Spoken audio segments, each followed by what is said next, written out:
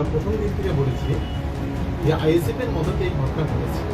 যদি থামা চাওয়ার চেষ্টা করা হয়, সিবিআই আছে, রুট যখন পাওয়া গেছে বাকিটা বেরিয়ে যাবে। অবশ্যই তাই। যদি আইএসএফ জড়িত থাকে, শওকত মোল্লা বা ওই সব যাদেরকে কিনা মুখ্যমন্ত্রী, চোর মুখ্যমন্ত্রী দাঁড়িয়ে পরিষ্কার বলছে যে তুই তো বোম মারিস, তুই তো বোম বাঁধিস, তো মুখ্যমন্ত্রী ধরা জায়গায় সার্টিফিকেট দিচ্ছে, সে যদি বলে তাহলে সে ওরকম মিডিয়াতে কথা না বলে, কাগজে বাক না বলে সোজা টিপি থ্রু কোর্টে অ্যাপিয়ার করুক না যে সিবিআই তদন্তের ডিমান্ড করছি, তাহলেই তো দুধ কা দুধ পানি কা পানি হয়ে যায়। অত তো ঝামেলায় যাওয়ার দরকার নেই। অবশ্যই তাই। যদি মনে করে পরিবার তাহলে সিআইডি তদন্ত বা পুলিশ তদন্ত রাখছে কেন?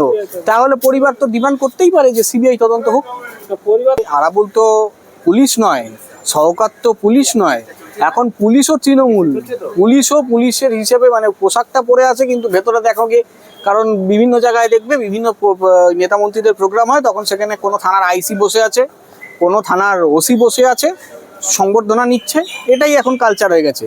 তা এখন তৃণমূল দলটাই মানে মানে কি বলবো, তৃণমূলের নেতাদের অঙ্গুলহীন হলে পুলিশ চলবে। সব পুলিশ তৃণমূল নয়, আবার তৃণমূল মানেই হচ্ছে পুলিশ।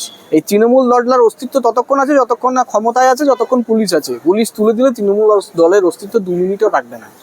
এদের নিজেদের দলাদলি এবং নিজেদের গোষ্ঠী কোন্দলের জন্য টাকা খাওয়াখাওয়ি নিয়ে মার্ডার হয়েছে। কারণ আপনারা দেখবেন বিগত দিনে যে ক্যানিংয়ের বিধানসভার যে এমএলএ, বর্তমানে ভাঙড়ের অবজারভারও, ওই তৃণমূল পার্টিটার, সেই তৃণমূল পার্টিটার যে মানে পর্যবেক্ষক, ওখানে শওকত মোল্লা প্রথমে বলেছিল চিনি না, বা এখনো বলছে চিনি না, কিন্তু আদতে দেখা যাচ্ছে যে ধরা পড়েছে সে ওখানকারই গ্রাম সভায় তৃণমূলের প্রতীকে ভোটে দাঁড়িয়েছিল। তারা যদি না চেনে তাহলে এমন লোককে গ্রাম সভায় সদস্য হিসেবে দাঁড়া করাচ্ছে যাকে শওকত মোল্লা চেনেই না। এটা টাকা খাওয়াখাওয়ির ব্যাপার, আর কোনো ব্যাপার নয়। এদের ভাগের বাটোয়ারার হয়ে গেছে বলে, আর যখন ধরা পড়েছে তখন বলবে চিনি না, এটা খুব স্বাভাবিক। বিগত দিনও আপনারা দেখেছেন যে মনোজিৎ মিশ্র, যেটা কসবা ল কলেজে এত বড় গন্ডগোল হলো, সেখানেও বলছে এ তৃণমূলের কেউ নয়। অথচ আমরা যদি খুব ভুল না করি তাহলে দেখা যাবে মনোজিৎ মিশ্র, আমি যদি খুব ভুল না করি, ও বৈশানগরের জুনিয়র, যে আলিপুর বার অ্যাসোসিয়েশনের মেম্বার, আলিপুর বার অ্যাসোসিয়েশনে প্র্যাকটিস করছে, আলিপুর কোর্টে প্র্যাকটিস করে। বিভিন্ন নেতা মন্ত্রী, একাধিক নেতা মন্ত্রীদের সাথে তাদের যোগাযোগ আছে, ছবি আছে, তারপরেও বলছে চিনি না।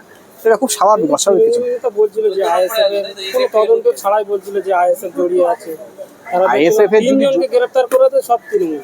আইএসএফ এর যদি জড়িত থাকে তাহলে ইনকোয়ারি করে আইএসএফ এর একটা নেতাকে ধরুক না।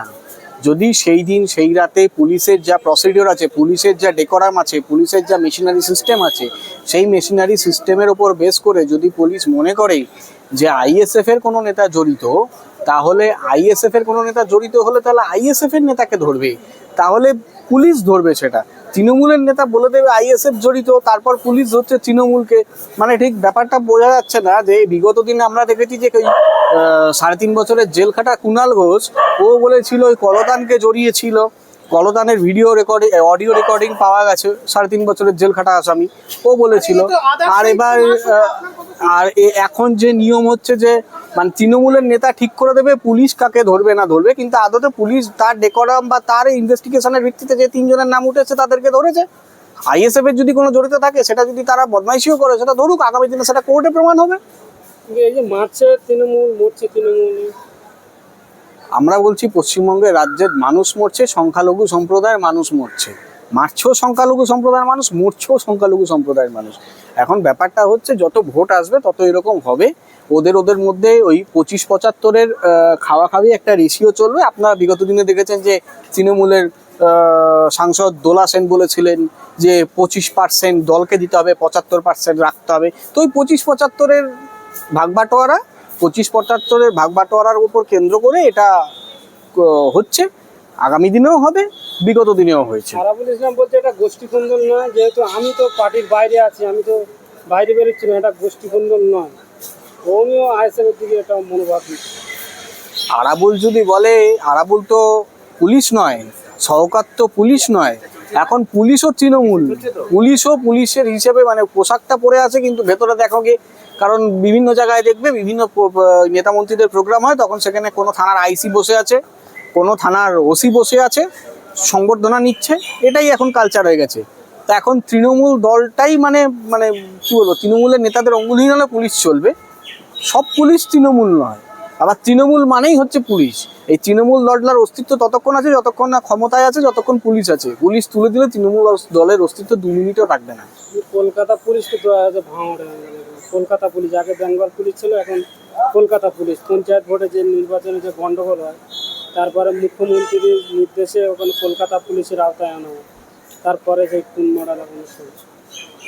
কলকাতা পুলিশের তত্ত্বাবধানে থেকেও তো মনোজিৎ মিশ্রর মতো কেস হলো, কসবা ল কলেজ হলো। কলকাতা পুলিশের আয়ত্তের থেকে তো আরজি করের মতো একটা মানে কি বলবো, মানে খুব নক্কারজনক ঘটনা হলো, যেটা এভিডেন্স টেম্পারিংয়ে কলকাতা পুলিশ নিজে সহযোগিতা করেছে।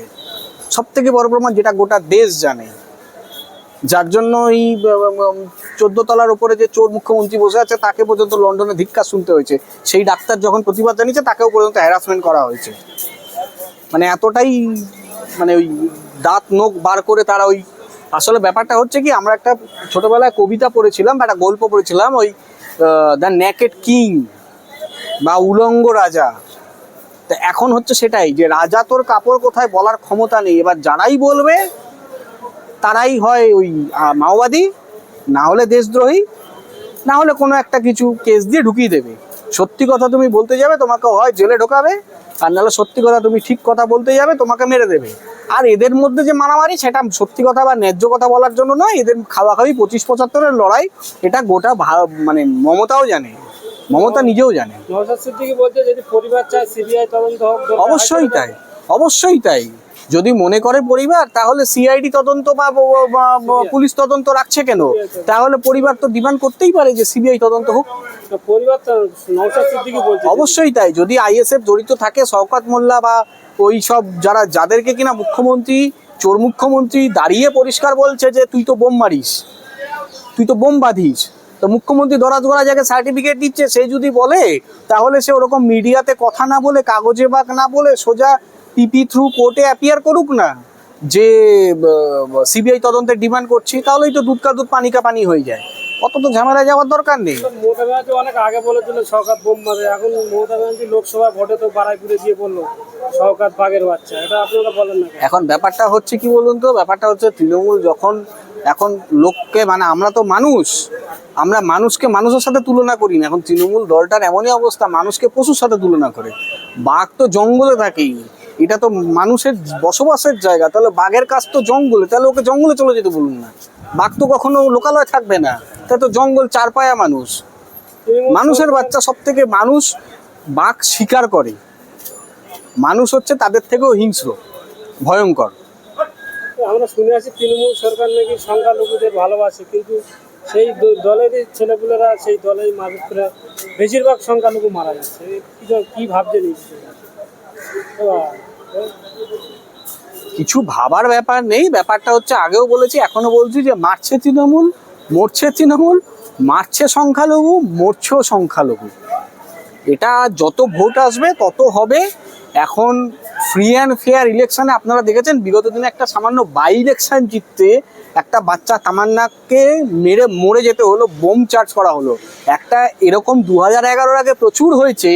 পশ্চিমবঙ্গের রাজনীতিতে দেখা গেছে, কলকাতা কর্পোরেশনের মেয়র অন্য পার্টির, মুখ্যমন্ত্রী অন্য পার্টির।